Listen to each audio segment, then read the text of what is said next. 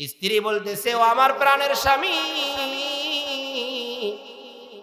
তুমি জিহাদের ময়দানে যাইতেছ, যদি গাজী হয়ে ফিরো তাহলে তো আমাদেরকে হয়তো বা পাইবা, আর যদি শহীদ হয়ে যাও তাহলে তো তুমি জান্নাতের বাসিন্দা হয়ে যাইবা। ওগো আমার প্রাণের স্বামী, তুমি তোমার সন্তানের জন্য একটু দোয়া করে যাও। ওই আল্লাহর বান্দা স্ত্রীর পেটের উপরে হাত রেখে আল্লাহ রাব্বুল আলামিনের কাছে দোয়া করেছেন, ওগো রব্বুল আলামিন, আপনার কাছে আমানত দিয়ে, আমার স্ত্রীর কাছে আমানত দিয়ে আমার সন্তানকে আমি জিহাদের রণাঙ্গনে যাইতেছি, ওগো রব্বুল আলামিন আমার সন্তানকে আপনি হেফাজত করিয়েন। মুহতারাম হাজিরিন, এই আল্লাহর বান্দা যখন জিহাদের ময়দানে গেলেন, জিহাদের ময়দানে জিহাদ এত লম্বা হইতেছে, মাসকে মাস জিহাদ চলতেছে। প্রতিমধ্যে খবর পেলেন তার স্ত্রী ইন্তেকাল করেছে। তার স্ত্রী ইন্তেকালের খবর পেয়ে তিনি তখনও জিহাদের ময়দান থেকে আসে নাই, জিহাদের ময়দান থেকে পলায়ন করে নাই, স্ত্রী সন্তানের মায়ায় এরপরেও জিহাদের ময়দান থেকে আসে নাই।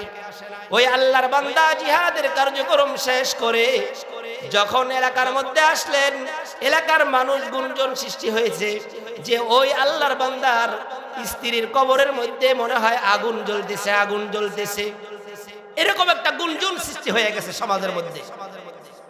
একে অপরকে গ্রামবাসী বলতেছে, ওই কবরের পাশে যাইও না, ওই কবরের মধ্যে রাত যখন গভীর হয় ওই কবর থেকে আগুনের ফুলকি উঠে, ওই কবরের আশেপাশেও যাইও না। ওই আল্লাহর বান্দা এই কথাটুকুন যখন শুনছে, তার কানের মধ্যে যখন এই খবর শুনেছে, তার মধ্যে বিভিন্ন প্রশ্ন, যে আমার স্ত্রী তো আবেদা সালেহা জাহেদা, অর্থাৎ একজন নেককার বিবির যতগুলো গুণ আছে, যতগুলো সিফাত আছে, সমস্ত সিফাতগুলো এই স্ত্রীর মাঝে নিহিত আছে। আল্লাহর বান্দা চিন্তিত হয়ে গেলেন, বিষয়টা দেখার জন্য জান্নাতুল বাকির মধ্যে তাদেরকে দাফন করেছে। যারা আপনারা হজ করতে গিয়েছেন, জান্নাতুল বাকি আপনারা দেখেছেন, জান্নাতুল বাকির মধ্যে আল্লাহ রাব্বুল আলামিনের কত সাহাবীদেরকে সেখানে দাফন করেছে। ওই আল্লাহর বান্দা মনে মনে চিন্তা করতেছে, আমার স্ত্রী তো তিনি নেককার। ওই আল্লাহর বান্দা মনে মনে বিভিন্ন প্রশ্ন আসছে, আমার স্ত্রীর কবরে কিভাবে জাহান্নামের আগুন জ্বলবে আমি তো জানি না। ওই আল্লাহর বান্দা সাথে সাথে তার কবরস্থানে গেলেন। কবরস্থানে গিয়ে রাত্র যখন গভীর হইতেছে, রাত্র গভীর হইতেছে, আর দেখতেছে কবরের মাঝ থেকে একটা আগুনের আলোর মতো উঠতেছে, আগুনের আলোর মতো দেখতেছে, এবং তিনিও ভয় পাইতেছে। কিন্তু তার মনের মধ্যে প্রশ্ন, আমার স্ত্রী তো একজন আবেদা সালেহা, আমার স্ত্রী তো একজন নেককার স্ত্রী, একজন নেককার মহিলা, তার কবরে আগুন জ্বলার কথা না। কিন্তু কিছুক্ষণ পরে দেখলেন, রাত্র যখন গভীর হলো, দেখতেছে কবরটা এমন প্রশস্ত হয়ে গেছে, ওই কবরের মধ্যে জান্নাতের একটা বাতি জ্বলতেছে। বলেন সুবহানাল্লাহ। ওই কবরটা ফাঁক হয়ে গেছে, এবং ওই কবর ভিতর থেকে তিনি আওয়াজ শুনতেছে, বাচ্চাকে দুগ্ধ পান করাইতেছে, তার মা চুপ চুপ করে আওয়াজ হইতেছে। বলেন সুবহানাল্লাহ। ওই আল্লাহর বান্দা মনে মনে বিভিন্ন প্রশ্ন আসতেছে, এর মধ্যে কবর থেকে আওয়াজ আসছে, ওগো আল্লাহর বান্দা, ওগো আমার প্রাণের স্বামী, আপনি যখন জিহাদের ময়দানে গেছেন, আপনার সন্তানের হেফাজতের জন্য আপনি রবের দরবারে দোয়া করেছেন, কিন্তু আপনি তো আমার জন্য দোয়া করেন নাই। যদি আপনি আমার জন্য দোয়া করতেন তাহলে হয়তোবা আপনিও আমাকে ঘরের মধ্যে এসে পাইতেন।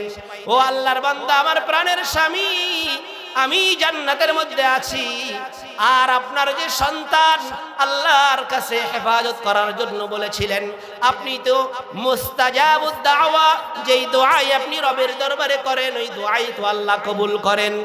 ওই মহিলা কবরের ভিতর থেকে বাচ্চাকে নিয়ে হাত বাড়াইয়া বলতেছে, এই নেন আপনার আমানত। আল্লাহ রাব্বুল আলামিনের কাছে যেই সন্তানের জন্য দোয়া করেছিলেন, এই সন্তানের যখন ডেলিভারি হয়েছে, জান্নাতি নাসরিন তাকে সেবা দিয়েছে। বলেন সুবহানাল্লাহ। জান্নাতি মহিলার দুধ পান করাইছে, জান্নাতি মহিলার দুধ পান করেছে।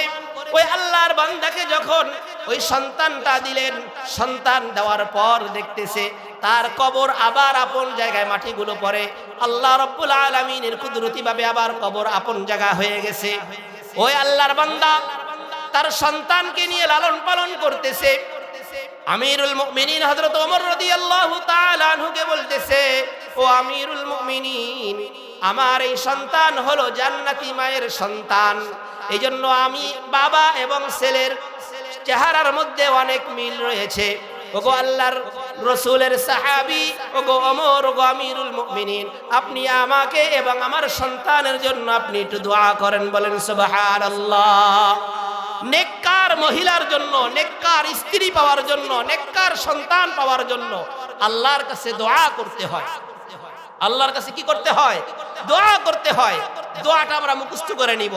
আল্লাহ রাব্বুল আলামিন আমাদেরকে দোয়া শিখিয়েছেন। দোয়া, রব্বানা হাব লানা মিন আজওয়াজিনা ওয়া যুররিয়াতিনা কুররাতা আ'য়ুনি ওয়াজআলনা লিল মুত্তাকিনা ইমামা। চার ধরনের মা বাবা তারা জান্নাতি। হাদিসের মধ্যে আসছে চার ধরনের মা বাবা তারা জান্নাতি, চার ধরনের সন্তানের মা বাবা তারা জান্নাতি। এক নম্বরের মা বাবা হলো ওই সমস্ত মা বাবা যার যেই মা বাবার সন্তান জিহাদের ময়দানে শহীদ হয়েছে, আল্লাহর জন্য জীবন দিয়েছে, ওই সমস্ত মা বাবা জান্নাতি, বলেন সুবহানাল্লাহ।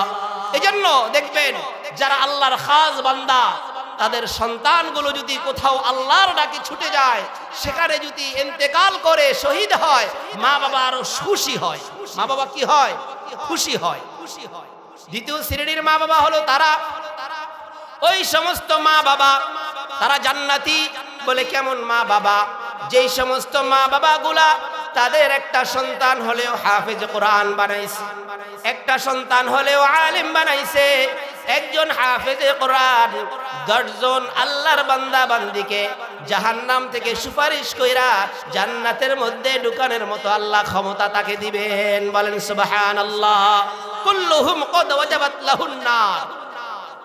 10 জন ব্যক্তিকে, যে এমন 10 জন ব্যক্তি যাদের উপরে জাহান্নাম ওয়াজিব হয়ে গেছে, যাদেরকে আল্লাহ জাহান্নাম দিবেন, কিন্তু এই রকমের 10 জন ব্যক্তিকে ওই একজন সন্তান হাফেজে কোরআন হওয়ার কারণে, আলেম হওয়ার কারণে আল্লাহ রাব্বুল আলামিনের পক্ষ থেকে সে এই সুপারিশ করার জন্য অনুমতি পাবে, বলেন সুবহানাল্লাহ। এইজন্য আমাদের সন্তানগুলো, আপনার সন্তান 2টা 3টা সন্তান, একটা সন্তান হলেও কোরআনের শিক্ষা দিবেন। আপনি কোরআনের শিক্ষা দিলে আপনি কখনো আপনার লস হবে না। আপনি যখন আপনার সন্তানকে কোরআনের ইলম শিক্ষা করাইবেন, আপনি যখন মারা যাবেন, ইন্তেকাল করবেন, আপনার সন্তান আপনার জন্য হাত তুলে রব্বুল আলামিনের কাছে দোয়া করবে, রব্বির রাহমহুমা কামা রব্বায়ানি সগীরা। মানুষ যখন মারা যায় তার সমস্ত আমলের দরজাগুলো বন্ধ হয়ে যায়। মানুষ যখন মারা যায় তার সমস্ত আমলের দরজাগুলো বন্ধ হয়ে যায়। হাদিসে পাকের মধ্যে আল্লাহর হাবিব সাল্লাল্লাহু আলাইহি ওয়াসাল্লাম বলেন, 3টা জিনিস, 3টা আমল তার জারি থাকে।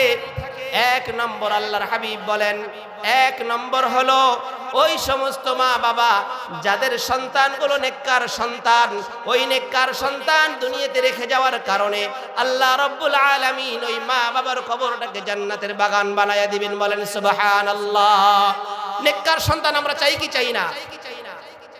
আরেকটা সাদকায়ে জারিয়া, আপনি দুনিয়ায় থাকা অবস্থায় আপনার মা বাবার নামে কিছু সদকা করলেন, অথবা আপনি দুনিয়াতে থাকা অবস্থায় আল্লাহর রাস্তায় কিছু সদকা করলেন, অথবা সমাজের মধ্যে পানি নাই একটা টিউবওয়েল গেড়ে দিলেন, অথবা সমাজের মধ্যে একটা মসজিদ নির্মাণ করে দিলেন। আজকে যে ওয়াজ মাহফিলের আয়োজন করেছে আল্লাহর বান্দা তার বাবার জন্য, আল্লাহ রাব্বুল আলামিন এই নেককার সন্তানের কারণে, এই ওয়াজ মাহফিলের কারণে আল্লাহ রাব্বুল আলামিন তার বাবার কবরটাকে জান্নাতের বাগান বানায়া দেন, বলেন সুবহানাল্লাহ। তার বাবার কবর, তার মা যদি বেঁচে থাকে আল্লাহ তাআলা হায়াতে তাইয়্যিবা দান করুক, আল্লাহ তাআলা তার হায়াতে তাইয়্যিবা দান করুক। আর তার বাবা দুনিয়াতে নেই, বাবার জন্য রুহের মাগফিরাতের জন্য ওয়াজ মাহফিলের আয়োজন করেছে। এই সন্তান চাইলে তো সে পারতো গানের একটা প্যাকেজ দিবে, চাইলে পারতো না? গানের প্যাকেজ দিবে।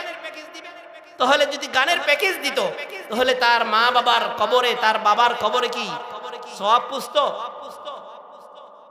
এই জন্য নেককার সন্তানের জন্য আল্লাহ তাআলার কাছে চাবেন, সদকায়ে জারিয়া কিছু করে যাবেন।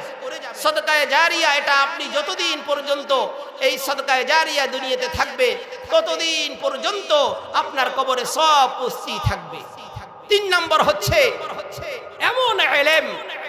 এমন ইলম আপনি শিক্ষা করেছেন অথবা আপনার সন্তানকে এমন ইলম শিক্ষা দিয়েছেন যে শিক্ষার মাধ্যমে সে নিজের মনুষ্যত্ব তো বুঝেছে এবং উলামায়ে কেরাম হয়ে দেশ ও জাতির খেদমত করেছে, যেই ইলমের মাধ্যমে দেশ ও জাতির কল্যাণ হয়েছে, ওইরকম সন্তান ওইরকম ইলমও তার জন্য সদকায়ে জারিয়া।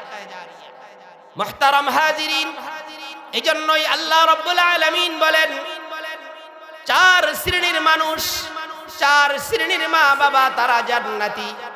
1 শ্রেণীর মা বাবা হলো শহীদের মা বাবা। 2 নম্বর সিরিয়ালের ওই সমস্ত মা বাবা যাদের মা যেই মা বাবার সন্তানগুলো আলেম বানাইছে, হাফেজে কোরআন বানাইছে। 3 নম্বর মা বাবা হলো ওই সমস্ত সন্তানের মা বাবা যেই সমস্ত সন্তানগুলো শিশু অবস্থায় ইন্তেকাল করে। শিশু অবস্থায় যখন কোনো সন্তান মারা যায় তখন মা বাবা এরা সহ্য করতে পারে না। দুনিয়ার মধ্যে সবচেয়ে বড় কষ্ট হলো বাবার কাঁধে যখন সন্তানের লাশ লয়, এর চাইতে মর্মান্তিক অবস্থা আর দুনিয়াতে হয় না।